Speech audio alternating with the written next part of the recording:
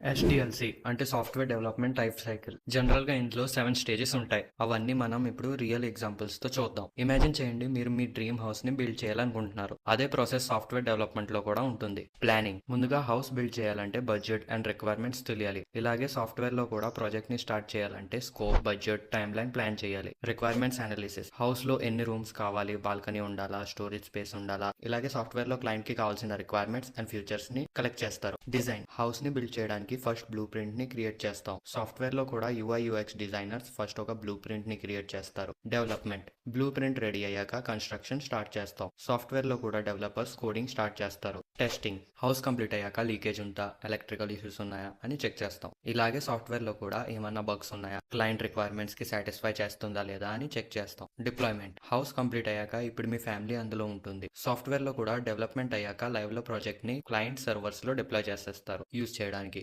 Maintenance. కొంత time తర్వాత house maintenance లాగే సాఫ్ట్వేర్ లో కూడా బగ్స్ అండ్ అప్డేట్స్ కంటిన్యూస్ గా చేస్తూనే ఉంటారు.